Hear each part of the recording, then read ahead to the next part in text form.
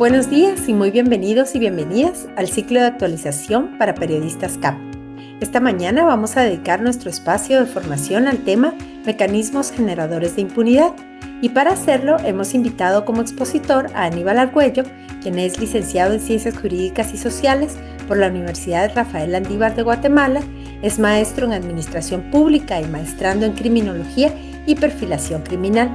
Por más de 15 años ha trabajado en investigación y análisis criminal. Fue analista criminal coordinador en el Ministerio Público y analista investigador en la Comisión Internacional contra la Impunidad en Guatemala, CICIG, de las Naciones Unidas, en donde trabajó en casos de criminalidad organizada y esquemas de corrupción de alto nivel.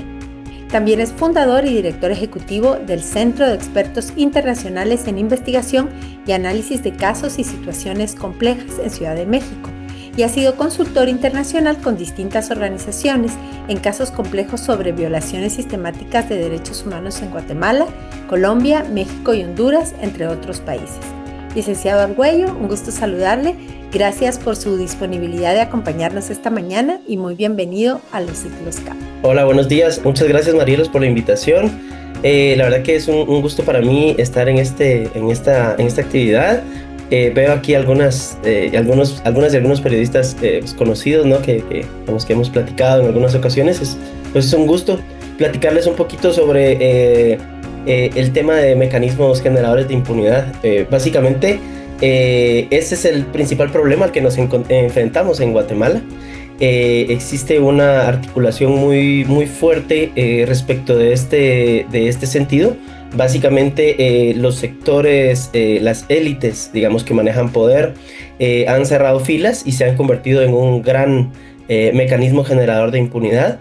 Entonces, lo que hemos visto en los últimos años ha sido la interacción de ese mecanismo gigante generador de impunidad que me atrevería a decir que Guatemala en el ámbito latinoamericano es el que mayores avances ha tenido respecto de búsqueda de justicia, respecto de técnicas avanzadas de investigación, análisis criminal, que lo ha tratado de llevar a cabo en casos específicos de búsqueda de verdad, justicia y reparación, pero que a la vez, en todos esos momentos en los que se ha tratado de configurar procesos de búsqueda de justicia, se han activado estos grandes mecanismos generadores de impunidad que actúan de distintas formas, no actúan solo de una manera, digamos, de forma directa sobre los casos, o sobre los procesos, porque en Guatemala no solo hemos vivido casos, ¿no? Casos emblemáticos, sino procesos de búsqueda de justicia, verdad y reparación.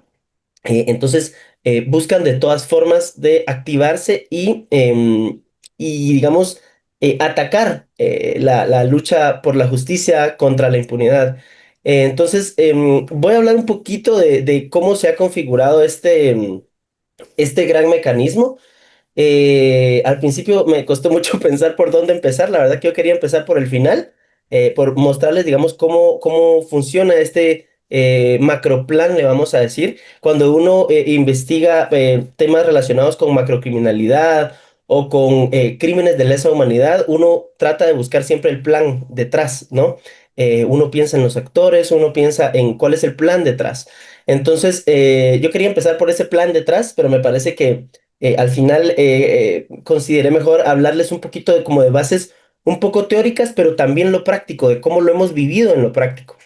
Entonces les quiero hablar como de bases teóricas de macrocriminalidad, de reconfiguración cooptada del Estado. Y entonces cuando hablemos un poquito de eso, vamos a darnos cuenta que ahí, hablando de lo teórico, vamos encontrando lo práctico, o sea, vamos encontrando los casos que hemos oído, lo que hemos vivido en los últimos años, tal vez 10 años. Me atrevería a decir que sobre todo lo hemos vivido en los últimos 10 años, aunque eso viene de mucho tiempo atrás. Entonces, mecanismos generadores de impunidad, digamos, uno piensa en el caso Mac y recordamos al investigador, ¿no? Que estaba llevando adelante el caso y que pues fue asesinado, ¿no? Esa es, por ejemplo, una manifestación de un mecanismo generador de impunidad. A mí me encanta que en Ciclos Cap hayan tenido la visión de pensar en esto particularmente, porque esta es una manifestación que no siempre vemos. O sea, siempre pensamos en el caso, siempre pensamos en cómo se lleva el trámite normal, vamos a decirlo así, de los casos o situaciones complejas, ¿sí? Entonces, este es un tema muy particular que es bien importante pensar y nosotros en nuestra labor investigativa, nuestra labor periodística, tenemos que tener claro que absolutamente todas las organizaciones criminales o todos los procesos de justicia tienen que tener un mecanismo generador de impunidad. Entonces, yo doy muchas clases a analistas criminales, ¿no? De fiscalías o de organismos no gubernamentales que están haciendo investigación. Entonces, mi insistencia es siempre, cuando ustedes estén investigando una red o una organización criminal o algún hecho ilegal, siempre busquen el mecanismo generador de impunidad, porque siempre lo van a encontrar, sea un caso pequeño, sea un caso grande, obviamente los alcances van variando acorde con el tamaño del problema que estamos enfrentando, pero siempre hay un mecanismo generador de impunidad presente. En Guatemala es muy importante tener claros los datos de contexto. Entonces, lo primero que yo les quiero decir es que en Guatemala nosotros nos encontramos en un contexto de macrocriminalidad y en un contexto de reconfiguración cooptada del Estado. Estos no son los únicos elementos del contexto que nos importan cuando hacemos investigación, ¿sí? Porque hay el contexto histórico, hay el contexto económico, hay el contexto cultural, etcétera, etcétera, ¿sí? Todos los demás elementos de contexto. Pero cuando hablamos de temas criminales, a mí me gusta centrarme en estos. Nosotros no lo podemos perder de vista cuando estamos investigando un hecho, un caso a determinados actores que nos encontramos en un contexto de macrocriminalidad y en un contexto de reconfiguración cooptada del Estado. Creo que realmente el contexto de reconfiguración cooptada del Estado está dentro del contexto de macrocriminalidad. Yo lo quise sacar, ¿sí? Para poderlo analizar y diseccionar con ustedes como algo aparte, ¿sí? Porque me parece que tiene elementos suficientes que nos van a interesar o de los que hemos escuchado o los que hemos visto que vale la pena entender y analizar como un problema particular que requiere una atención propia. Entonces, cuando nosotros hablamos de un contexto de macrocriminalidad, a pesar de que es un contexto que es una palabra que se está utilizando mucho últimamente, igual que la palabra cooptación del Estado, digamos a raíz del año 2015, y cuando se empezó a utilizar yo recuerdo que fue una publicación que hicieron Eduardo Salcedo y Luis Jorge Garay en Colombia, que ellos empezaron a desarrollar estos conceptos, ¿no? El de captura del Estado, cooptación del Estado, reconfiguración cooptada del Estado. Entonces, a partir sobre todo de que sale el caso en Guatemala, empezamos a hacer un uso de esta terminología, pero es importante saber a qué se refiere, ¿sí? O cuáles son las características de la cooptación o de la reconfiguración cooptada del Estado. Y entender bien qué se trata en un sentido jurídico estricto y laxo, a qué nos referimos con macrocriminalidad. Entonces, de eso les voy a hablar un poco hoy y espero pues que vayamos teniendo aquí una conversación al respecto. Entonces, cuando hablamos de un contexto de macrocriminalidad, la palabra macro, ¿sí? Lo que nos viene a decir es que hay multiplicidad, ¿sí? Multiplicidad de factores que tenemos que analizar. Pero no solo eso, sino que se refiere también al tamaño de la criminalidad y lo profundo de de la criminalidad, ¿sí? O sea, estamos hablando de la criminalidad, pero con ese apellido o con ese predecesor macro que nos dice que es algo grande donde participan muchas personas, es algo de una amplitud importante. Entonces, vamos a hablar de una multiplicidad de actores, ¿sí? Aquí es donde nosotros empezamos a hacer nuestro mapa de actores o nuestro listado de actores. Y también hay una colega académica que se llama María Eloísa Quintero, que ha escrito bastante al respecto, y entonces uno empieza a categorizar. Bueno, yo tengo un listado de 100 actores que participan en este caso, pero de esos actores no necesariamente todos son autores, ¿sí? La autoría viene de la responsabilidad que pueden tener, una responsabilidad penal, digámoslo así. Pero vamos a hablar solo de los actores por el momento, ¿sí? Entonces, tenemos hechos que son complejos y que tienen una multiplicidad de actores que tienen distintas participaciones en los hechos que estamos investigando. Los hechos también no nos referimos a un solo hecho no conexo. Estamos hablando de hechos que están conexos, que tienen algunos vínculos, algunas relaciones entre determinados hechos. ¿Sí? Se comete muchas veces el error de que porque hay muchos delitos, ¿sí? Se cree que estamos en un contexto de macrocriminalidad o se dice que hay macrocriminalidad. Y realmente es la suma de todos estos elementos las que nos dan los contextos o los elementos de un fenómeno de macrocriminalidad. Em, Puede ser multiplicidad de hechos y los hechos subsumen los delitos. ¿Esto qué quiere decir? Que no nos interesa realmente hablar solo de delitos, nos interesa hablar de hechos también, ¿sí? Porque los hechos contienen a los delitos, ¿sí? Lo que los delitos, cuando uno lee un delito, lo que el delito tiene adentro es conductas, ¿sí? Y las conductas van dentro de los hechos. Entonces, por eso le vamos a prestar atención a los hechos. Entonces ya dijimos dos cosas, actores y autores, ¿sí? Pero los autores ya nos interesa más al mundo del derecho penal, ¿sí? Ahora bien, los hechos son el género, ¿sí? Pero cuando yo interpreto los hechos y los trato de encuadrar dentro de lo que dice la ley, puedo encontrar delitos, multiplicidad de delitos, ¿sí? Y entonces ahí viene un problema que tienen las fiscalías y que es muy común, y es que yo tengo la Fiscalía de Corrupción, tengo la Fiscalía de Narcotráfico, tengo la Fiscalía de Delitos contra la Vida. Y entonces cada una tiene su propio túnel de visión. Y entonces la de corrupción solo ve corrupción, la de narco solo ve narco y la de vida solo ve vida. Pero puede ser que una organización macrocriminal esté matando gente, esté teniendo contratos con el Estado y esté participando en hechos de narcotráfico.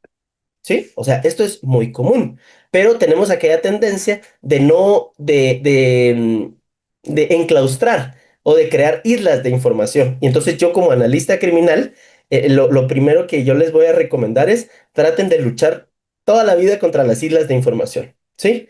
Porque puede ser, se los digo, digamos, yo me imagino que en el ámbito periodístico será igual, pero yo les digo, por ejemplo, lo que pasa en el ámbito de los analistas. Uno tiene dos analistas sentados al lado y están trabajando a las mismas personas en casos diferentes, un caso de corrupción y un caso de narcotráfico, y como no se hablan, ¿sí? Por digamos, por este recelo que existe a veces, digamos, en el compartimento de información, en compartimentar información y en compartir información. Y entonces, si nosotros rompiéramos esas islas, podríamos entender que nos estamos enfrentando a una organización mucho más compleja, ¿sí? Ya no estamos en un momento en el que ir contra el jefe de la organización es acabar con la organización. Eso ya cambió. Las organizaciones cada vez son más horizontales y ya no existe ese jefe que da instrucciones que se deben de cumplir sí o sí, sino que existe una horizontalidad en las relaciones que ha hecho que cambie el fenómeno criminal. Entonces, nuestra forma de pensar y abordar también tiene que ser diferente. Otro elemento importante de la macrocriminalidad es la duración en el tiempo. Más adelante vamos a profundizar un poco en esto, pero también los fenómenos de macrocriminalidad o los fenómenos de criminalidad complejos tienen una duración en el tiempo bastante interesante. Entonces, por ejemplo, hablemos del caso La Línea. El caso La Línea no es el caso La Línea, ¿sí? O sea, creo que el caso La Línea fue muy importante porque fue un parteaguas, ¿no? Pero el caso de la línea no es nada nuevo. O sea, el caso de la línea, nosotros tenemos el caso Moreno, que el caso Moreno era una organización enquistada en las aduanas que operó de 1978 a 1999 en las aduanas y hacía exactamente lo mismo. Tenía exactamente la misma estructura, ¿sí? Participaron inclusive las mismas personas. Sí, nosotros tenemos, por ejemplo, al teniente Jerez, por ejemplo, que aparecía en los dos casos.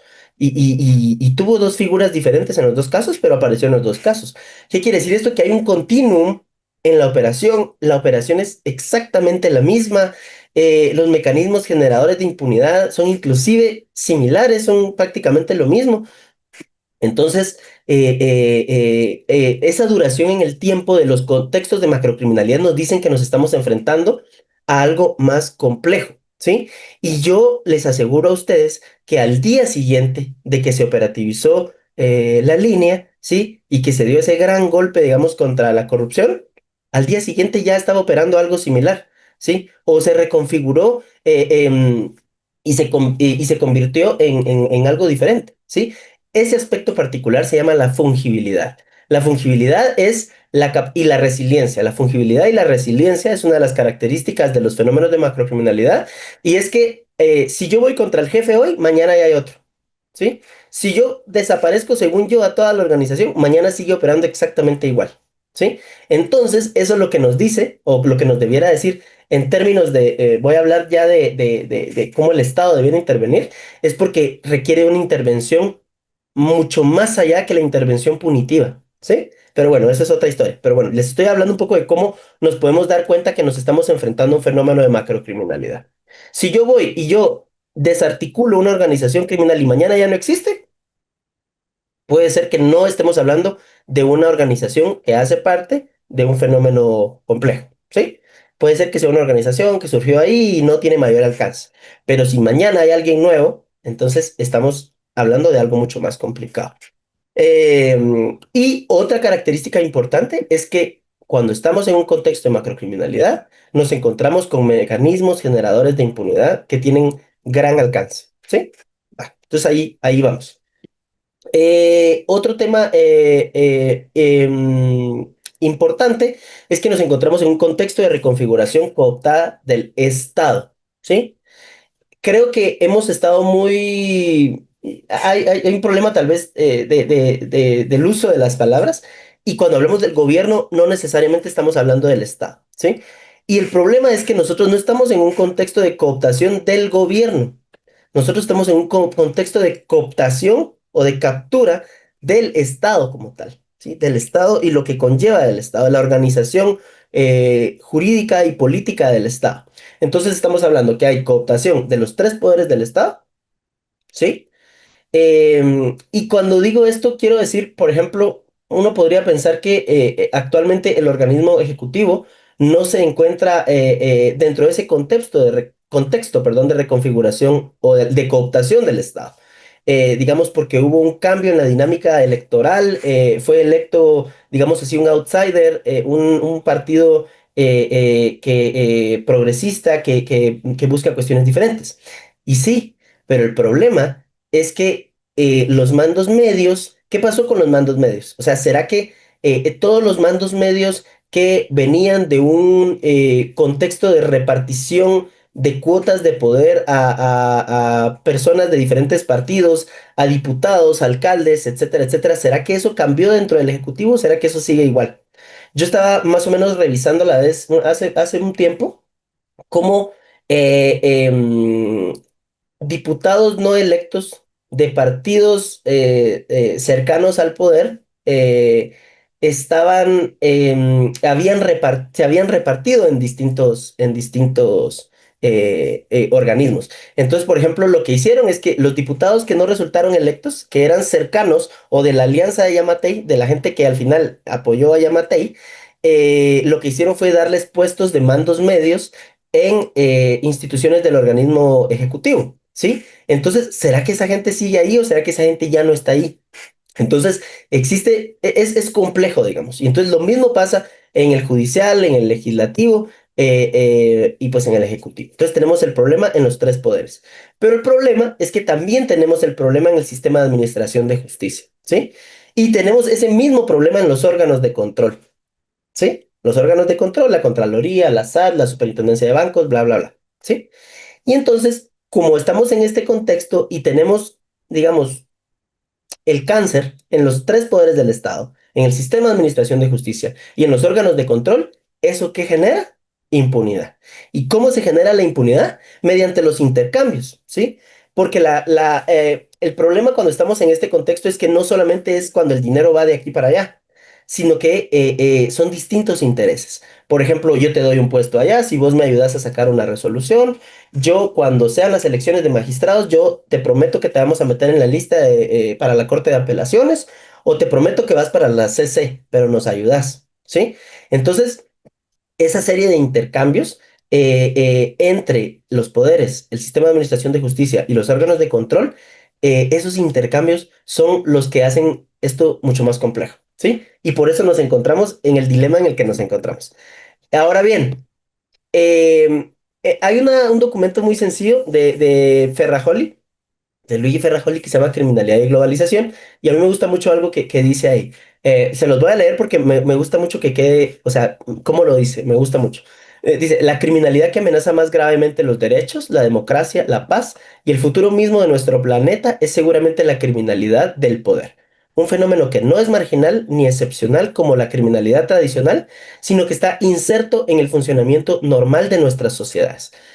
Y aquí corto y se va a otro párrafo, dice, al menos por lo que hace a la gran criminalidad, sus connotaciones de clase se han invertido.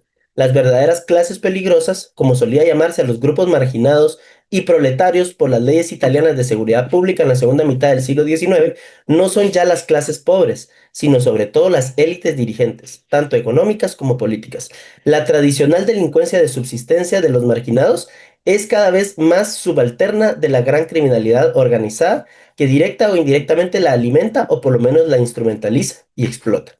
Digamos, durante estos últimos tiempos nosotros nos hemos dado cuenta que se ataca mucho, digamos, que ha subido la criminalidad, por ejemplo. Y se dice, bueno, ¿por qué el gobierno no puede contra la criminalidad? Necesitamos mano dura. O sea, ese discurso del Estado como padre protector de la criminalidad, de los asaltos, de los robos, de los asesinatos, etcétera, etcétera, digamos, es muy fácil, ¿no? Y se utiliza mucho, digamos, para decir es que hay un repunte de criminalidad. Sí, pero es que el problema de fondo es esa criminalidad de subsistencia em, es instrumentalizada por la criminalidad del poder, porque el verdadero problema es la criminalidad del poder. ¿Por qué? Porque la criminalidad del poder es la que hace que el sistema de justicia sea endeble, que sea débil. Entonces, si yo tengo un sistema de justicia débil, quienes cometen esos actos de criminalidad eh, de subsistencia se saben impunes, ¿sí? Se saben impunes y saben que no hay un mecanismo de investigación, un mecanismo de búsqueda de justicia que los pueda alcanzar o que hay una baja probabilidad de que los pueda alcanzar. Cuando nos enfrentamos a niveles de impunidad de más del 90%, lo más seguro es que si yo mato a alguien, no voy a tener ninguna repercusión penal, ¿sí? Entonces, el problema es cíclico, ¿sí? Y ese argumento de instrumentalización de la criminalidad de subsistencia es, pues, muy presente. Y es otra forma también de generar impunidad, porque entonces quita la vista de la criminalidad del poder, ¿sí? De la gran criminalidad y lo pasa a un problema que está más presente, digamos, que se vive más en la vida diaria, ¿sí? Porque en la vida diaria se vive, bueno, tengo que salir a la calle, me van a asaltar, me pueden matar, ¿sí? Y entonces ya no me importa tanto que todos los días se publiquen noticias de que se robaron 50 millones en tal ministerio, se robaron tal no sé qué, detuvieron al fiscal que estaba investigando corrupción, ¿sí? Entonces empieza a perder importancia los hechos de gran corrupción porque la gente no siente cómo le afecta en la vida diaria, ¿sí? No, es más difícil explicar en cómo afecta en la vida diaria ese gran robo de las clases dominantes al hecho de que yo tengo que salir a la calle a ganarme el pan diario, ¿sí? Y corro el peligro en la calle de que me asalten y que me maten, ¿sí? Entonces, yo quiero presentarles a ustedes un modelo de cooptación del Estado que digamos que, bueno, espero que les sirva o que lo platiquemos un poco.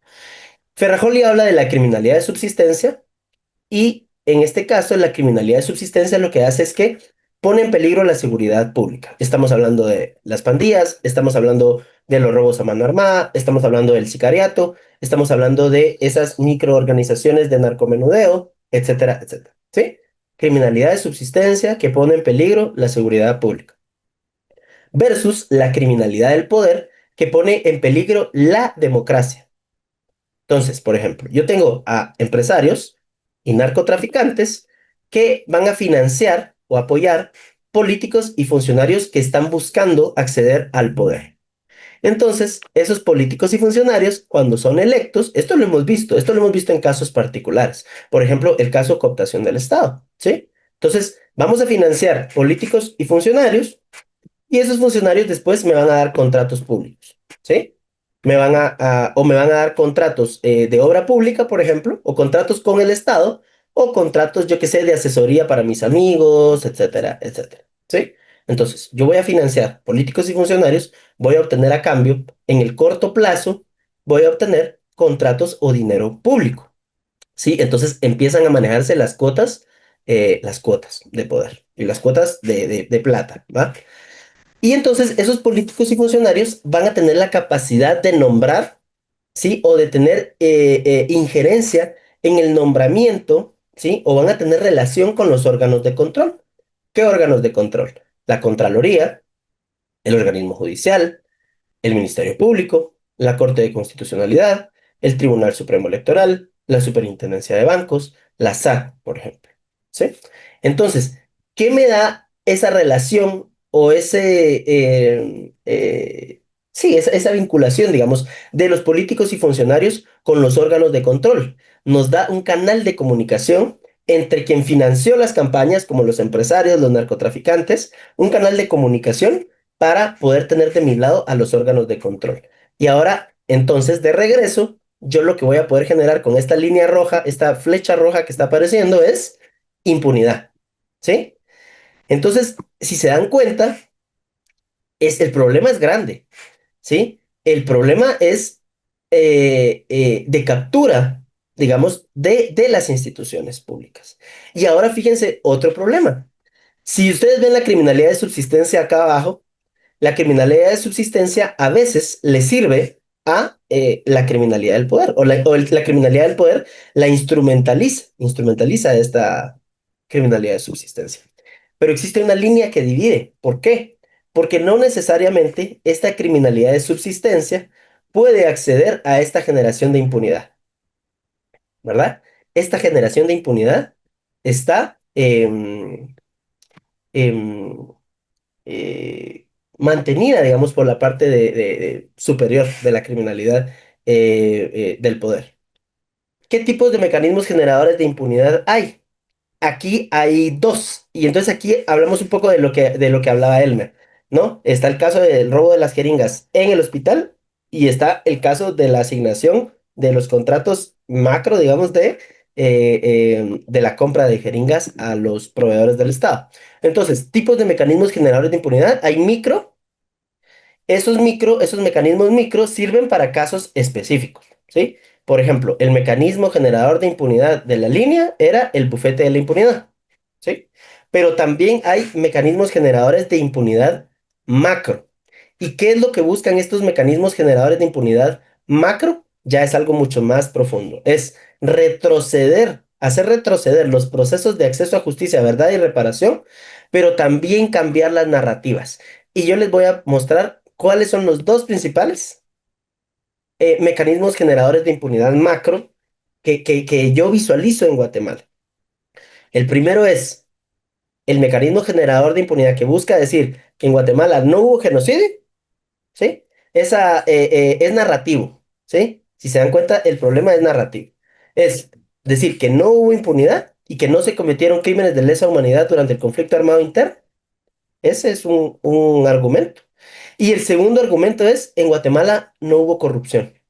Y la CICIG era un organismo criminal, una organización criminal que vino a deshacer la soberanía del país, ¿sí? Entonces, para mí esos son los dos mecanismos generadores de impunidad macro. En cada uno de los casos particulares han ido saliendo mecanismos generadores de impunidad micro. Por ejemplo, en el caso de genocidio tuvo su particular mecanismo generador de impunidad. En el caso del financiamiento de FCN, donde las élites del CACIF estuvieron implicadas, hubo su propio mecanismo generador de impunidad que casi que pues el país tenía que pedirles perdón a ellos por haberlos procesado. Entonces, esas son las dos narrativas que se quieren sostener y retroceder en Guatemala. No hubo genocidio y no hay corrupción de élites, ¿sí? Entonces, ahí es donde se activa el mecanismo generador de impunidad macro. Ahora yo les quiero hacer una analogía interesante. El fenómeno criminal es complejo, por lo tanto el mecanismo generador de impunidad también es complejo. Entonces digamos que nosotros nos estamos enfrentando a un elefante. Y si ustedes se tuvieran que enfrentar a un elefante y yo les pusiera a disposición estas dos piedras, ¿cuál de las dos piedras será que sería capaz de enfrentar al elefante? ¿Se acuerdan del dicho aquel que utilizamos mucho en Guatemala de cómo es el sapo es la pedrada? ¿Sí? Va, entonces digamos, ¿cuál de las dos piedras será más lógico utilizar?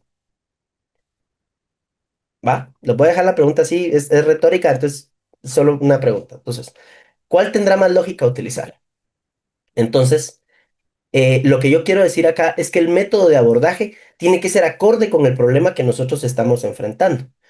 Eh, y cuando yo hablo en temas de investigación, de decir, bueno, estamos enfrentando un fenómeno criminal complejo, entonces mis herramientas y mi forma de abordaje también tiene que ser complejo, ¿sí? Yo no puedo abordar un problema tan grande utilizando una metodología pequeña, una metodología micro, ¿sí? Todos mis mecanismos de investigación tienen que tener la perspectiva macro, ¿sí? Mis mecanismos o mis métodos de investigación o de abordaje del problema tienen que ser macro, ¿sí?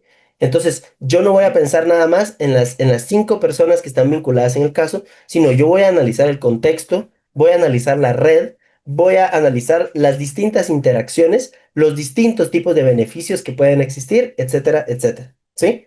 Entonces, mi forma de abordaje más tiene que ser macro y tiene que ser más inteligente. Entonces, yo no puedo cargar una piedra gigante y tirársela al elefante, ¿sí? Pero sí puedo tener una red, utilizar una red y tirársela al elefante para que el elefante por lo menos no se pueda movilizar, ¿sí? Entonces, el abordaje tiene que ser acorde con el tamaño del problema, pero también tiene que ser inteligente. Entonces, esto es un poco de cómo podemos tratar de abordar ese mecanismo macro generador de impunidad o en general, digamos, el fenómeno criminal que es complejo. Entonces, cuando nosotros hablamos de macrocriminalidad, yo les voy a dar algunos elementos. Lo primero, contarles que el fenómeno criminal ya no se ve como lo vemos del lado izquierdo. El fenómeno criminal ahora se ve como lo vemos del lado derecho. Aquí un poco lo que decía María José, ¿sí? Antes nosotros estábamos acostumbrados a las organizaciones, aquellas donde hay un jefe, hay mandos intermedios y donde hay toda una base. Pero el problema es que nos estamos enfrentando a algo como lo vemos del lado derecho. Fíjense ustedes que cuando uno piensa en la línea realmente se ve como lo que vemos del lado izquierdo, ¿sí? Una organización que sí es vertical y maneja, digamos, estos niveles de jerarquía. Pero cuando nosotros analizamos realmente la línea dentro de un contexto de cooptación del Estado, porque la verdad es esa, la línea lo que es era una burbujita dentro de otro montón de burbujas de cómo operaba, digamos, la cooptación del Estado. Era dentro de una red gigantesca, la cooptación de la SAT en ese momento, que no era solo las aduanas, que era también la devolución de crédito fiscal. Ahí vemos, por ejemplo, el caso de Aceros de Guatemala, que era pues una empresa grande, digámoslo así. Este, mm, eh, si nos imagináramos la línea, nosotros teníamos la captura de la SAT, teníamos la captura del RIC, teníamos la captura ¿cómo se llama esto? De los puertos, por ejemplo, ¿sí? Y los distintos pues, negocios que habían en distintas instituciones. Y lo que era realmente era una red en la que participaban personas de la administración, altos niveles de organismo ejecutivo, jefaturas altas, digamos, e intermedias, y personas externas. Y dentro de las personas externas también puede que se hayan participado personas que son abiertamente miembros de organizaciones criminales y personas que no son miembros de organizaciones criminales, ¿sí? Entonces, realmente, para entender la criminalidad, tenemos que entender la criminalidad en el sentido de redes. Yo les puedo hablar en algún momento, más adelante, de qué software pueden utilizar para empezar a analizar en redes. Antes había uno muy bonito que se llamaba Onodo, pero ahora ya no existe. Y les voy a pasar el nombre ahí de un par que pueden utilizar para graficar de esta forma. Y esto les permite ver quiénes tienen mayor capacidad de intermediación. Quien esté más cerca del centro en una red como la que ustedes ven del lado derecho, tienen mayor capacidad de intermediación y eso significa que manejan más información, ¿sí? Y entonces estas personas son pues buenos objetivos de investigación porque nos van a dar todas esas demás conexiones con otros nodos de la red. Entonces la criminalidad pasó de verse así a verse de esta forma.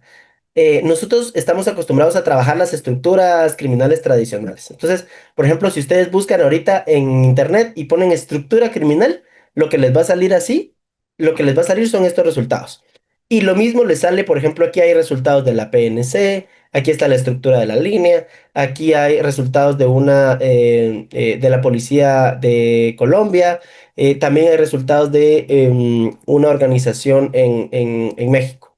Entonces, estamos acostumbrados a ver así la criminalidad y a creer que es la única forma en la que opera la criminalidad. Bueno, entonces, esta es la justificación histórica. Nosotros entendemos la criminalidad de esta forma porque así nos la han vendido y porque así nos la han contado y porque así era, la verdad. O sea, así funcionaba. Entonces, por ejemplo, el primer antecedente histórico es la mafia italiana. Tuvo origen en Sicilia. Cada barrio estaba dirigido por una familia. Su método era la violencia, el control y el poder local.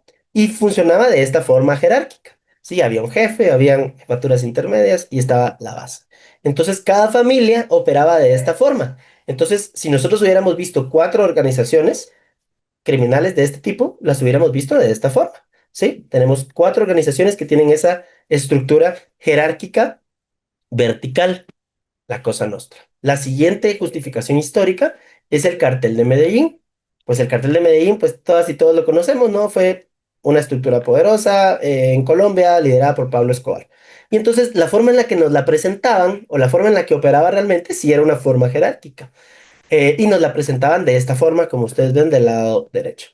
Ahora bien, ¿qué es lo que pasa? Que nos siguen vendiendo esa historia de que es la única forma de representar las relaciones criminales, es este grafiquito que lo seguimos viendo por todos lados, que es, tenemos el jefe, tenemos los mandos intermedios y tenemos a los sicarios hasta abajo, ¿verdad? O a los ejecutores hasta abajo. Eso nos lo siguen vendiendo las series, por ejemplo, ¿sí? Y lo vemos en el periódico todos los días, lo vemos en las noticias todos los días. Pero ¿qué pasó con el fenómeno criminal? La verdad es que el fenómeno criminal ha mutado desde hace mucho tiempo y el problema es que los investigadores seguimos con aquella visión de que las estructuras jerárquicas es la única forma en la que operan las organizaciones criminales. Pero no, digamos que nosotros tuviéramos 10 organizaciones criminales operando, las pudiéramos pensar de esta forma. Y el problema desde el punto de vista de la fiscalía, digámoslo así, es que yo tendría a 10 equipos de investigación trabajando esto. Entonces, tengo 10 fiscales, diez investigadores, pongámosle, y 10 analistas por cada caso. O sea, yo tengo 100 personas investigando esto, cuando la realidad es que estas redes están interconectadas. Aquí viene lo que decía María José, ¿sí? Entonces el problema es que no existen roles jerárquicos dentro de las organizaciones, sino que las organizaciones puede ser una organización de criminalidad de alto nivel con una organización de criminalidad de subsistencia que la verdad es que están vinculadas, pero entre ellos no hay jerarquía. Entre ellos lo que hay son relaciones horizontales, ¿sí? Mira, yo necesito que vayas y que mates al dueño de un bus porque necesito calentar esa área. Entonces aquel va y lo mata, pero no hay jerarquía entre ellos. Lo que hay es intercambio. Sí, va, ¿y qué me vas a dar vos?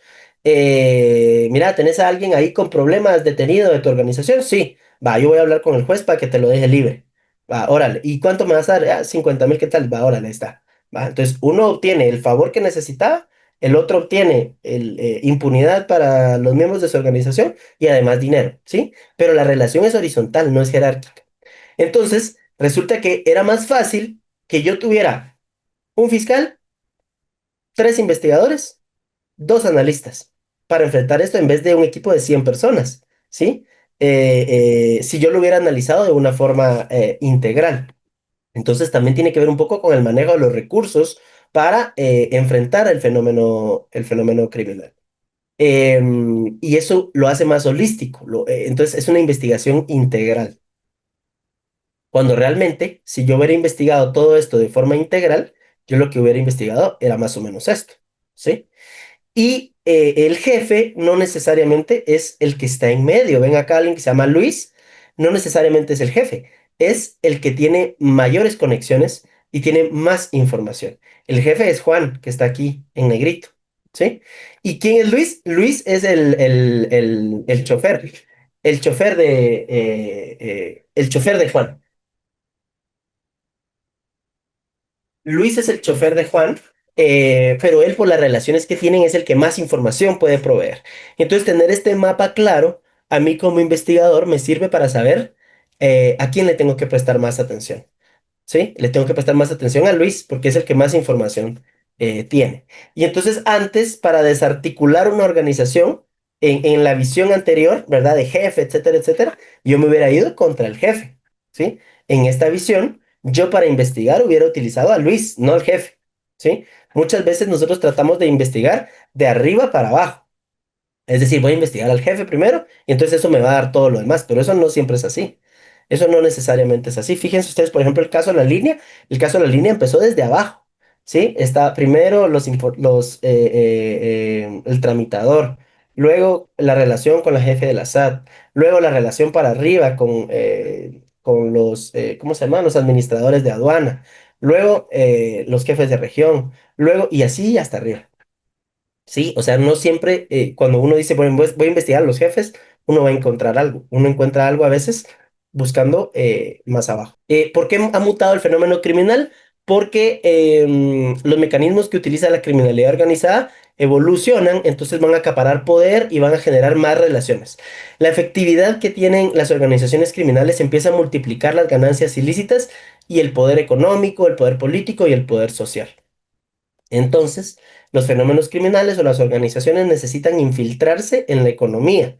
¿Cómo se infiltran? Mediante el ingreso de capitales ilícitos al sistema económico, mediante la creación de empresas, también necesitan infiltrarse en la administración de la cosa pública, van a financiar campañas políticas y cada uno de los aspectos que les estoy diciendo es generador de impunidad, ¿sí? Cada uno de ellos es generador de impunidad. Por ejemplo, cuando crean entidades mercantiles, lo que están haciendo es quitando la responsabilidad penal de la persona y transpersonalizándola a la persona jurídica, que es la empresa, ¿sí? Y eso genera impunidad. Y además es más difícil de investigar. Van a financiar campañas políticas, por ejemplo, para infiltrarse en la cosa pública. ¿Por qué? Para después tener incidencia en lo que los políticos hacen, ¿sí? La toma de decisiones, ¿sí? O ese alcance que los políticos tienen con los órganos de control. ¿Por qué? Porque ellos los nombran, ¿sí? O porque existen intercambios de favores. También por corrupción, y la corrupción es lo tradicional, ¿sí? Corromper funcionarios, capturar instituciones, etcétera, etcétera. Pero también por irrupción. ¿Eso qué quiere decir? Que el miembro de una organización criminal es popularmente electo y entonces ahora ya irrumpió en el Estado, ¿sí? Antes era por corrupción, corrompía, pagaba. Ahora es por irrupción. ¿Qué quiere decir eso? Que llegan a tener acceso al máximo nivel en las instituciones democráticas. Díganme ustedes si no hemos tenido narcopartidos en el Congreso de la República, ¿sí? En las juntas directivas del Congreso de la República, ¿sí? Entonces, los poderes abiertamente criminales también pueden irrumpir y tener participación en la cosa pública, lo que les permite generar impunidad. Se infiltran en la administración de justicia, generándose garantías de impunidad. Van a cooptar policías, van a cooptar y amenazar jueces, operadores de justicia, van a corromper las comisiones de postulación, por ejemplo, van a elegir fiscal general, ya lo hicieron, van a elegir magistrados, ya lo hicieron, van a elegir contralor, etcétera, etcétera. Todos los demás que son electos por medio de comisiones de postulación. Eh, Se van a infiltrar en la sociedad mediante la aceptación social del crimen. Por ejemplo, hemos visto también el financiamiento de obras públicas para zonas marginales por organizaciones criminales, ¿sí? La generación de empleos criminales. Y ven ustedes también que, por ejemplo, estas series de televisión que empieza uno a hasta sentir lástima. ¿Ah? Por ejemplo, en esta de Pablo Escobar, que cuando matan a los sicarios de Pablo Escobar, uno hasta lástima siente, ¿va? O sea, uno ve que lo matan y dice, ay, pobrecito el Chile, lo mataron. Entonces empieza a normalizarse la criminalidad de esta forma. Otra forma de buscar impunidad es la internacionalización. Por ejemplo, poniendo el dinero en el extranjero para evitar los controles nacionales, van a buscar paraísos fiscales y también pueden importar y exportar mercancías. Esto nos lo vamos a saltar, si no, no nos va a dar tiempo. Esto es lo que les hablaba de la transpersonalización. Uno antes, digamos, investigaba a 5 personas y ya, digamos, era fácil. Ahora uno tiene que investigar a esas 5 personas, a las empresas que están relacionadas, las personas relacionadas a esas empresas y las empresas relacionadas a esas personas. Entonces uno termina investigando grandes redes para poder entender un hecho criminal. Entonces, como lo que buscan precisamente pasando los actos de personas a empresas, de empresas a representantes, de representantes a contadores, de contadores a direcciones, de direcciones a teléfonos. Entonces se vuelve una gran red que como lo que busca es ocultar, es generadora también de impunidad. Entonces todo se ha hecho más complejo. Y fíjense que aquí algo bien importante, cuando uno habla de macrocriminalidad, esto tiene dos significados. Tiene significado de crimen de sistema y de sistema criminal. Cuando hablamos de macrocriminalidad, entonces los crímenes de sistema, por ejemplo, son cuando el Estado se convierte en una máquina criminal. Por ejemplo, el Estado nazi o el Estado de Myanmar respecto del genocidio de los rohingyas. Pero nosotros lo que nos importa son los sistemas criminales. ¿Y por qué nos interesan los sistemas criminales? Porque son organizaciones que operan como empresas, ¿sí? Y es a lo que nos enfrentamos nosotros en Guatemala. Estas organizaciones que operan como empresas lo que tienen son determinados actores o nodos, ¿sí? Que participan y tienen determinados roles y funciones. Y uno puede ver de una misma organización, uno puede ver a un diputado, uno puede ver a un sicario, uno puede ver a un narcotraficante, uno puede ver al presidente de la República, uno puede ver a personas normales, ¿sí? A un médico, por ejemplo, ¿sí? Pero cada uno tiene distintos roles, distintas atribuciones y hace distintas cosas, ¿sí? Dentro de esta organización. Entonces, estamos hablando de procesos avanzados de criminalidad que tienen características complejas, operan mediante redes en las que participan diversos actores sociales, políticos, empresarios, funcionarios, narcotraficantes, sicarios, etcétera, que operan desde ámbitos formales, informales o abiertamente ilegales. Se organizan mediante la distribución de roles y funciones con el objetivo de ejecutar ilegalidades, ¿sí? Y de obtener beneficios ilegales. Pueden ser beneficios económicos, políticos, etcétera. Y tienen la capacidad, su característica más importante es que tienen la capacidad de generarse garantías de impunidad, porque manejan poder político, poder económico, poder social. Eh, Algo importante que les hablé un poco al inicio es que el problema de estos mecanismos generadores de impunidad es que nos vamos a enfrentar a multiplicidad de actores y autores. Esos actores pueden ser actores públicos, actores privados, actores criminales, actores no criminales y actores que participan en zonas grises, ¿sí? En zonas que es difícil entender si lo que están haciendo es criminal o no es criminal. Participan en diversos hechos y delitos, como les decía a ustedes. También participan en violaciones de derechos humanos y tienen múltiples modus operandi, ¿sí? No solo uno, ¿sí? Tienen multiplicidad de modus operandi.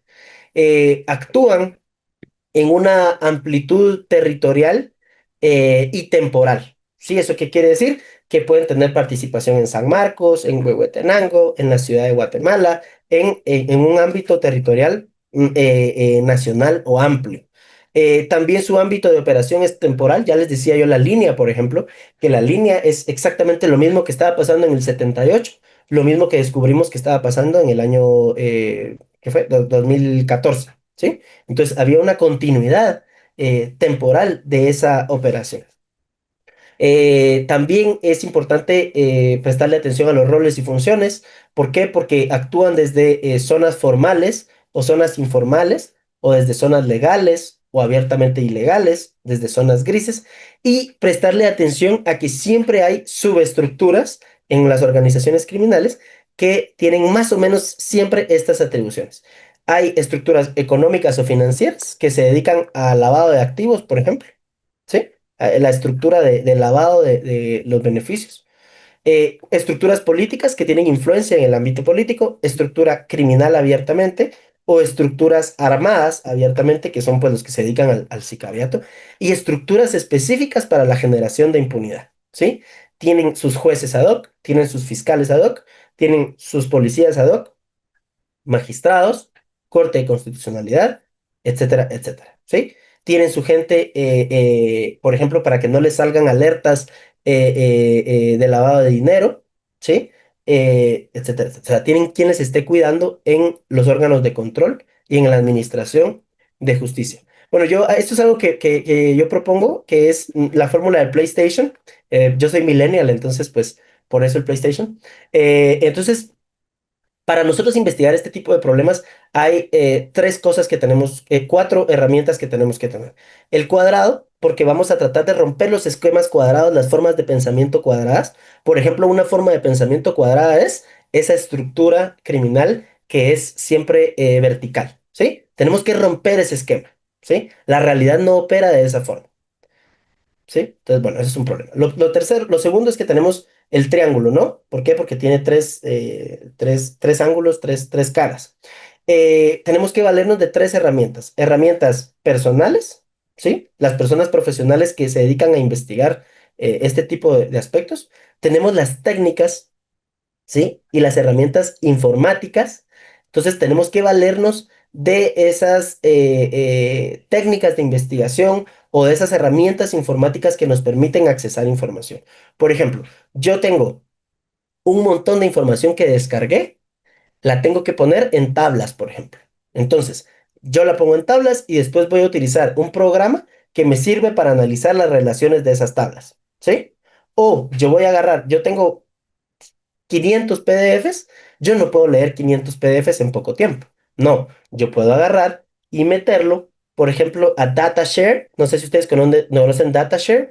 Es una herramienta que creó ICTJ, que es un consorcio de periodistas en los que ustedes pueden cargar mucha información.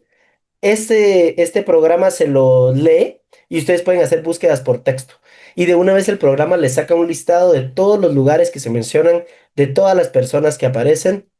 Y se me está pasando otro. Personas, empresas y lugares. Les saca ese listado, por ejemplo, en automático. Es una herramienta para periodistas. Y también tiene OCR, por ejemplo, que es el reconocimiento de caracteres en archivos documentales. Entonces, ustedes cargan ahí los PDFs, aquellos donde uno a veces no puede hacer búsquedas de texto. Ustedes lo cargan a DataShare. DataShare se los lee, les saca los caracteres y les saca automáticamente todos los nombres de personas, todas las organizaciones, todas las ubicaciones y además les permite buscar por texto. Y hay otras cosas que se le conectan, por ejemplo, que ustedes pueden hacer un gráfico de red con otra herramienta que se llama Neo4j. Yo les puedo pasar todo esto, como les decía, y todo esto es gratuito. Sí, entonces tenemos que utilizar las herramientas personales, que son las personas que se dedican a investigar y que están capacitadas, las herramientas técnicas, que son, por ejemplo, aprender a utilizar estas herramientas informáticas que nos hacen la vida más fácil. O yo le recomendaría, por ejemplo, aprender a hacer análisis criminal. ¿Por qué? Porque es muy metódico. Sí, es un proceso metodológico que sirve para investigar en general. ¿Sí? O sea, que no es solo para análisis criminal, sino que el proceso metodológico que sirve para analizar información. Y la tercera herramienta son las herramientas legales, ¿sí? Las herramientas legales que permiten que todo eso, esos elementos de criminalidad que encontramos en la investigación nos permitan convertirlo en delitos, ¿sí? Que son imputables a personas. La X, pues lo que vamos a tratar es de evitar islas de información y el círculo que nos hace pensar en un contexto donde determinada organización criminal no opera fuera de un contexto de una realidad específica en un momento específico, ¿sí? Es la realidad abarcadora, es la realidad como un todo, ¿sí? Como una organización que está ocurriendo dentro de otro ámbito de la realidad que no podemos dejar fuera, el contexto. El siguiente elemento importante es la reconfiguración cooptada del Estado. Aquí, digamos, me gustaría mostrarles esta pirámide inversa de en qué estadio de corrupción nosotros nos encontramos. Estas son las fases de la corrupción. ¿Sí? Vamos desde la pequeña corrupción, que es lo más bajo, hacia la reconfiguración cooptada del Estado. Yo creo que Guatemala, nosotros estamos en los dos más altos, ¿sí? Creo que estamos entre la cooptación del Estado y la reconfiguración cooptada del Estado. O sea, estamos complicados, ¿sí? Entonces, enfrentar los mecanismos generadores de impunidad cada vez es más difícil, porque estamos en estadios de corrupción demasiado avanzados que hacen que esto sea casi que imposible. O, o que esos mecanismos generadores de impunidad reaccionen y vuelvan a generarse impunidad. Entonces, por ejemplo, la pequeña corrupción son los actos diarios de corrupción común. Está bien, no hay problema. La corrupción estructural es vertical en una institución. Sí, digamos la corrupción en, yo qué sé, en la SAT, ¿sí? Que vimos tantos casos. Es vertical en una institución. La corrupción sistémica es horizontal en varias instituciones, ¿sí? La captura del Estado, acá lo que tenemos son grupos económicos legales, ¿sí? Que intervienen en la formulación de leyes y políticas para obtener beneficios económicos de corto y mediano plazo. Nosotros ya pasamos eso. ¿Sí? Nosotros ya estamos un poquito más allá. La cooptación del Estado es instituciones democráticas capturadas por organizaciones criminales, ¿sí? Acá lo que tenemos son criminales disfrazados de funcionarios. Las políticas públicas ya no responden al bien común. Ahí estamos en cooptación del Estado. Yo creo que nosotros estamos en medio entre la cooptación y la reconfiguración cooptada del Estado. La reconfiguración cooptada del Estado, estamos hablando de que hay organizaciones legales e ilegales que mediante prácticas ilegales buscan de forma sistemática, ¿sí? Modificar el régimen político, social y económico.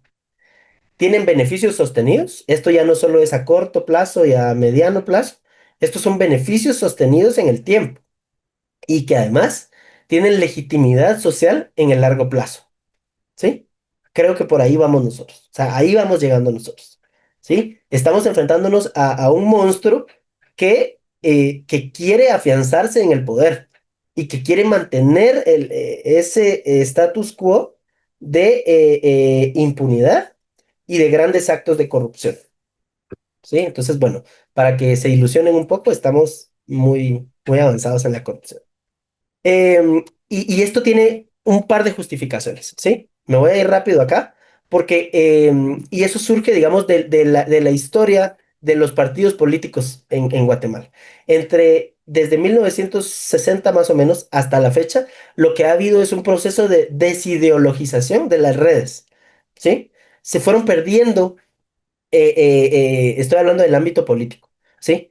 En las redes que se originaron durante el conflicto armado interno, en su momento tenían una ideología que era insurgente y contrainsurgente.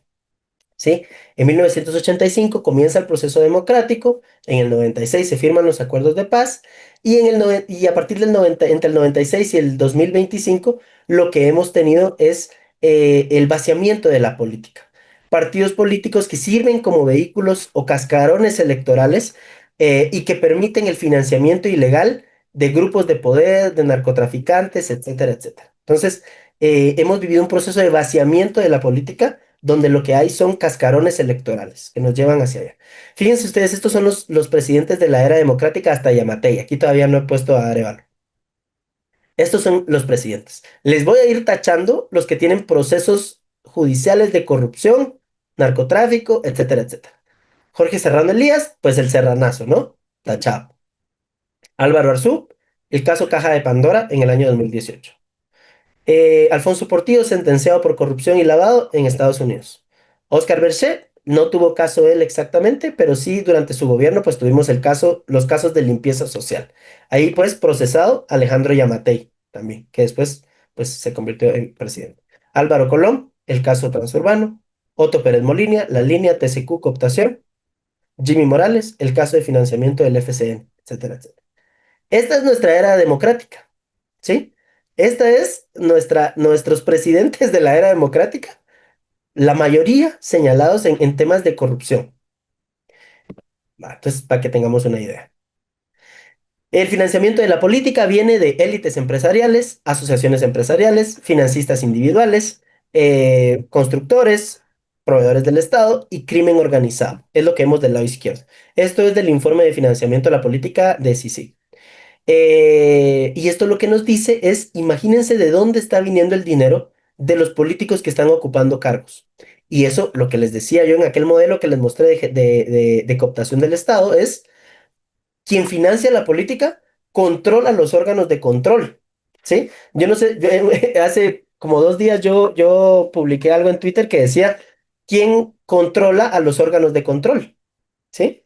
¿Quién los controla? El que los financia, ¿sí? ¿Quién realmente el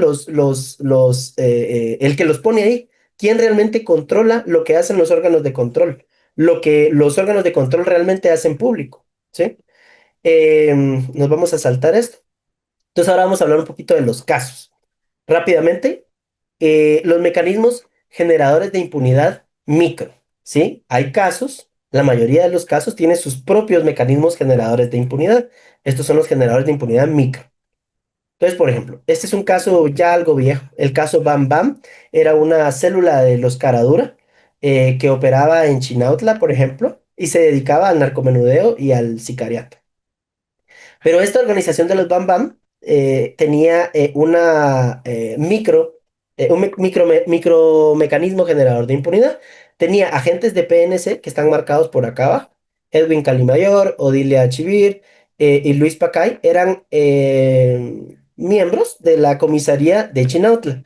Y entonces ellos estaban asociados con los miembros de la organización para cuando ellos iban a transportar droga, por ejemplo, ellos quitaban las patrullas o les avisaban de la presencia de la policía en ciertos lugares para que los miembros de la organización no estuvieran. Inclusive en algunos casos de asesinatos, ellos les prestaban algún tipo de ayuda. Entonces, eran su mecanismo generador de impunidad. Entonces, este es un ejemplo de una organización en la que se procesó a los miembros de la organización principal que se dedicaban a sicariato, narcomenudeo, pero que tenían su propio micromecanismo generador de impunidad. Y era un mecanismo territorial, ¿sí? Del territorio en el que ellos operaban, ¿sí? Pero, como les repito, todas las organizaciones criminales tienen su propio mecanismo generador de impunidad. Ahora, el caso Moreno versus el caso La Línea. Aquí les hago una comparación. Aquí, por ejemplo, un continuum, perdón, un hilo de continuidad. Tenemos al teniente Jerez, allá tenemos su foto en el 99, cuando pues fue testigo protegido, no recuerdo cuál era la figura, en el 99, y en el año 2015 que aparece como jefe encargado externo de las aduanas en el caso de la línea. Recuérdense que, por ejemplo, habían llamadas ahí donde decían que el presidente lo había puesto ahí para coordinar el tema de las aduanas, ¿sí? Y que había puesto 4 cuentas y en esas cuentas lo que se encontró fue precisamente el dinero que cobraban a los importadores por hacer estos cambios en la declaración de las importaciones. Y además el dinero que se repartía para las personas que eran vistas de aduanas, ¿sí? Entonces, les voy a mostrar cómo era la red Moreno. La red Moreno, uno tenía la parte superior, tenía a Alfredo Moreno y tenía a una estructura interna y a una estructura externa, ¿sí? Entonces tenía a un operador, que era Alfredo Moreno, tenía a los máximos dirigentes, digamos, de la red y la estructura interna de aduanas y la estructura de personas externas. Y tenía su propio mecanismo generador de impunidad, que era el grupo salvavidas. Ahora les voy a mostrar la línea, es exactamente igual. Ah, bueno, y el grupo, ¿quiénes integraban el grupo salvavidas? Militares, miembros del organismo judicial, policías y fiscales, guardia de Hacienda, Estado Mayor Presidencial y abogados. Ese era su mecanismo generador de impunidad. Esta es la línea, es exactamente igual. Si ustedes ven la estructura, este es Moreno, esta es la línea, ¿sí?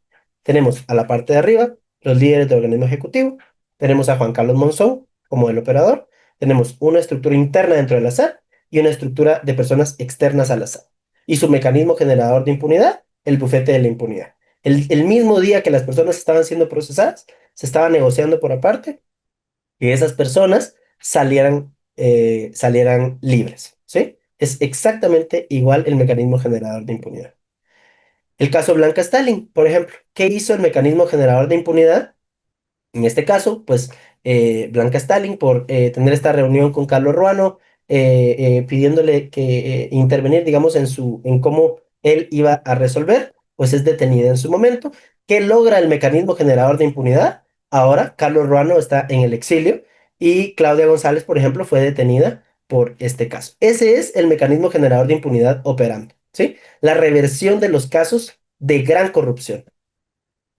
Caso Odebrecht, tenemos detenido a Alejandro Sinibaldi, detenido a Manuel Valdizón por el caso Odebrecht, y ahora la vuelta, digamos, que se le dio al caso es ahora, por ejemplo, orden de captura contra Iván Velázquez, contra Luz Adriana Camargo, contra Tel Maldana, Xiomara, David Gaitán, Juan Francisco Sandoval.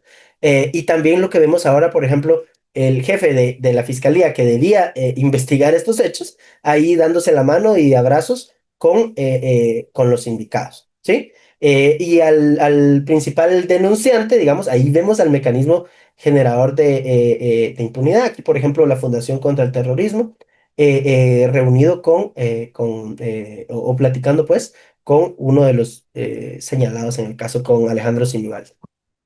Entonces, ese es el mecanismo generador de impunidad operante en casos micro, ¿sí? Ahora bien, vamos a ver el tema macro y ya casi vamos a terminar, no quiero aburrirles más. Ahora vamos a ver cómo opera el mecanismo generador de impunidad macro. El caso Comisiones Paralelas. El caso Comisiones Paralelas es muy gracioso porque el caso Comisiones Paralelas es por sí mismo cómo opera un mecanismo generador de impunidad, ¿sí? Es el nombramiento de las altas cortes por personas que tienen intereses generadores de impunidad. Quieren controlar las cortes para generar impunidad a sus amigos. Tenemos la fase uno y 2 es la elección de la Corte Suprema de Justicia y Apelaciones, el año 2014. Tenemos al rey del tenis y también a Sinibaldi y Valdizón negociando las cortes. ¿Sí? Tenemos el caso Comisiones Paralelas 2020, que es cómo iban a nombrarse su propio mecanismo generador de impunidad también en el 2020, en la Corte Suprema de Justicia y de Apelaciones. ¿Sí? Entonces ellos lo que hacen es, están generando una red de protección. Ustedes han visto en los circos, ¿no? Cuando están los malabaristas arriba. Entonces, esa red de protección que están poniendo abajo para que no se caigan los malabaristas, ¿sí? Es la Corte Suprema de Justicia, la Corte de Apelaciones y la Corte de Constitucionalidad, ¿sí? En primer nivel, la de Apelaciones, luego la de Justicia, la de Suprema de Justicia, y luego la Corte de Constitucionalidad. Si falla una, ahí están las otras, ¿sí? Entonces, el caso de comisiones paralelas lo que nos muestra es la fotografía de cómo se ve un mecanismo generador de impunidad. Pero lo más interesante de esto es que, y es que a mí me parece absurdo, es que ese mecanismo generador de impunidad también tiene su mecanismo generador de impunidad. Perdone. Entonces, por ejemplo, vemos que lo que hizo ese mecanismo generador de impunidad fue ahora generarse impunidad persiguiendo a las fiscales que investigaron al mecanismo generador de impunidad. Me explico. Es que es hasta absurdo explicarlo. ¿Sí? El caso de comisiones paralelas es el macromecanismo operando precisamente, nombrando magistrados, nombrando a su red de contención, operando en contra de las fiscales que investigaron la forma en la que se eligieron esas cortes. Y entonces ahora lo último que les quiero mostrar es cómo se ve el plan macro del macro mecanismo generador de impunidad. Y más o menos se ve así. ¿Sí? Estos han sido eventos que lo que están es instalando ese mecanismo macro generador de impunidad. Entonces, digamos, y ahí viene también un tema de narrativas, un tema de estrategias, un tema de cómo han ido capturando la institucionalidad para generarse impunidad. Al principio el problema, decían, no, es que el problema no es la CICIG, el problema es Iván Velázquez. Entonces, ¿qué hicieron? Declararon non grata a Iván Velázquez. ¿Sí? El siguiente punto del mecanismo operando es el primer nombramiento de Consuelo Porras en el Ministerio Público. Esto era neutralizar al Ministerio Público, que ya no pudiera operar en contra de las élites que estaban relacionados en grandes actos de corrupción y de otras cosas, ¿sí? O los procesos del conflicto armado interno también, retroceder los procesos del conflicto armado interno. Entonces, ya después, ya no era cierto que el problema era la CICIG y no el comisionado, perdón, y que el problema era el comisionado y no la CICIG, ahora sí el problema era la CICIG. Entonces, no se renovó el mandato de la CICIG. Después, sale la CICIG, ¿sí? es el siguiente momento. Se logró la salida de CICIG. En ese tiempo, de ese tiempo para acá, hemos tenido dos elecciones de Corte Suprema de Justicia, obviamente amañadas, ¿verdad? O sea, o con esa clara intención de que operadores oscuros pasen. Hemos tenido dos elecciones de cortes de apelaciones, ¿sí? Hemos tenido, por ejemplo, a una sala de apelaciones emitiendo órdenes de captura, algo increíble. Ese es el mecanismo generador de impunidad operando duro y fuerte, en vivo. Nombramiento del Tribunal Supremo Electoral. ¿Por qué es importante el Tribunal Supremo Electoral? Porque es qué partido pasa y qué partido no pasa, ¿va? Se vuelve en un mecanismo de ataque de quienes manejan el poder del Tribunal Supremo Electoral. Por ejemplo, em, Carlos Pineda, por ejemplo, no pudo inscribirse para ser candidato. ¿Por qué? O sea, ¿qué pasó ahí? ¿Verdad? Han habido, realmente se han procesado dos partidos políticos, digamos, Fopa y yo estábamos fundando un partido precisamente y en el mismo, exactamente con las mismas características, habían 19 partidos más. Solo fueron contra nosotros. ¿Sí? Semilla, por ejemplo, otro partido que ha sido cancelado, o sea, atacado, etcétera, etcétera. ¿Sí? ¿Y por qué los demás partidos no? ¿Por qué? Porque es un mecanismo generador de impunidad que no deja, ¿sí?, que determinados actores pasen. La salida de Juan Francisco Sandoval, por ejemplo, eso fue ya sacaron a la CICIG, ahora vamos a destruir la FESI, ¿sí? Nombran a Rafael Curruchiche, ¿sí? Como premio, y sin haber ganado los exámenes para nombramiento de fiscal, y ahí empiezan ya entonces a la persecución de los operadores de justicia, ¿sí? La reversión de los casos. Ya entonces ya no era quienes presentaron los casos de corrupción, sino ahora vamos en contra de quienes investigaron la corrupción. Vamos a revertir los casos y vamos a sacar a las personas que estaban procesadas, ¿sí? Les vamos a dar beneficios y estas personas van a salir. Empiezan a tener jueces afines, porque pues qué casualidad que todos estos casos caen en los mismos jueces, ¿no? Y los mismos jueces son los que conocen los casos de criminalización, digámoslo así. La elección de la Corte de Constitucionalidad en el año 2021. Hemos tenido dos nombramientos de Contralor. Hemos tenido dos nombramientos en la Superintendencia de Administración Tributaria. ¿Sí? Y vemos la importancia de la SAT, ¿sí? Porque, por ejemplo, cuando presentan el caso este de B410, la SAT sí tiene la capacidad de identificar estas redes también. Y la SAT ha tenido dos momentos en los que ha sido capaz. Digamos, la SAT creó la Gerencia de Investigación Fiscal cuando FOPA era superintendente. eh, y esa gerencia de investigación fiscal básicamente era darle un cerebro a la SAT para que la SAT pudiera identificar estas grandes organizaciones que defraudan al Estado, ¿sí? Ahí, número uno, ¿qué hicieron? Desaparecer esa gerencia. La SAT viene ahora, presenta el caso B410 y se van contra el superintendente Marco Livio, ¿sí? ¿Y qué hace el mecanismo generador de impunidad? Procesa al notario, pero no procesa a los beneficiarios de toda la red de corrupción, ¿sí? Ese es el mecanismo generador de impunidad operando, ¿sí? Y entonces se viene el segundo nombramiento de Consuelo Porras. ¿Para qué? Para terminar de afianzar y que la fiscalía no tenga la capacidad de investigar o de generar impunidad incluso en favor de estas personas. Los cambios de fiscales, han habido destituciones, han habido cambios de personal, los han pasado a otras fiscalías, y persecución, digamos, de fiscales, exilio, etcétera, etcétera.